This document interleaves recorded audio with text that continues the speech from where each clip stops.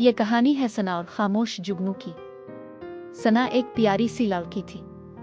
वो सबके साथ मुस्कुरा कर बात करती, लेकिन आज वो बहुत चुप थी। इसका दिल उदास था, आंखें नमी से भरी हुई थीं और वो जंगल के किनारे चुपचाप बैठ गई, किसी से कुछ कहे बगैर, बस खामोश।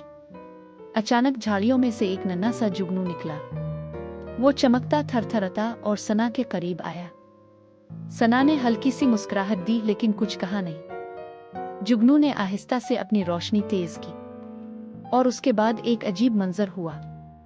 एक और जुगनू आया, फिर एक और चंद लम्हों में सना के आसपास रोशनियों की बारिश सी हो गई। सना ने सर उठाकर आसमान की तरफ देखा, जैसे जुगनू इसे कह रहे हो, तुम अकेली नहीं हो, हम तुम्हारे साथ हैं। सना हंस दी दिल से।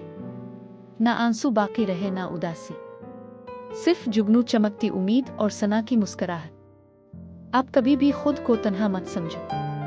कभी कभी खामोशी भी एक दुआ होती है जो जुगनू बनकर लौटती है। अगर आपको हमारी वीडियो पसंद आई तो हमें लाइक, कमेंट और सब्सक्राइब करना मत भूलें।